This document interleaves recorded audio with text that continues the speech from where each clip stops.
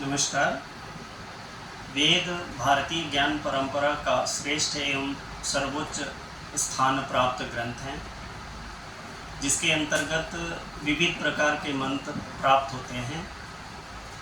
नित्य कर्म, नैमित्य, प्रायश्चित एवं उपासना, इन चारों तरह प्रकार के कर्मों से संबंधित मंत्र हमें वेदों में प्राप्त होते हैं।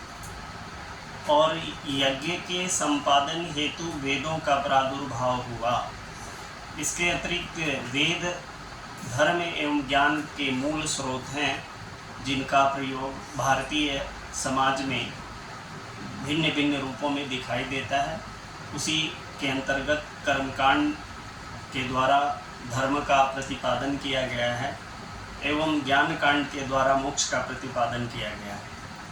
कर्मकांड यज्ञों में संपादित होते हैं और यज्ञ वैदिक यज्ञ और स्मार्त यज्ञ दो प्रकार के यज्ञ हैं। वैदिक यज्ञों में 2-4 वैदिक यज्ञ ही आजकल प्रचलन में हैं। अन्य वैदिक यज्ञ लुप्त प्राय हो रहे हैं, पर उनको पुनः जीवित करने की दिशा में प्रयास हो रहा है। स्मार्त यज्ञ जो वेद को आधार बना करके अन्य उत्तरवर्ती ऋषियों के द्वारा प्रवर्तित किए गए, उनका लोक में प्रचलन देखने को मिलता है, जिसमें 16 संस्कार हैं। इन 16 संस्कारों में कर्मकांड के प्रयोग होते हैं। अन्य भी बहुत से कर्मकांड हैं। जैसे वैदिक कर्मकांड को अगर देखें तो रुद्राभिषेक है, जिसमें वैदिक मंत्रों का प्रयोग होता है। इसी प्रकार अन्य यज्ञ हैं, गृह प्रवेश है और घर में वास्तु शांति, रुद्राभिषेक एवं गणपति अथर्वशीर्ष का पाठ, विष्णु सहस्त्रनाम का पाठ, ये सभी ईश्वरीय कृपा प्राप्ति के निमित्त किया जाता है। तो कर्मकांड एक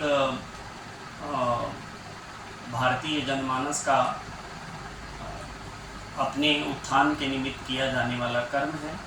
इसके अंतर्गत छोटे से छोटे कर्मकांड से लेकर के और बड़े से बड़े कर्मकांड, उदाहरण के रूप में गणपति पूजन, यह भी कर्मकांड का एक हिस्सा है। कलश स्थापन, नवग्रह शांति, महामृत्युंजय जप, ये सभी कर्मकांड के अंतर्गत आते हैं। और लगभग कर्मकांड का क्षेत्र बहुत व्यापक होने से जो वेद को जानता है वह कर्मकांड को भी जानता है, ऐसी अपेक्षा करना चाहिए। धन्यवाद।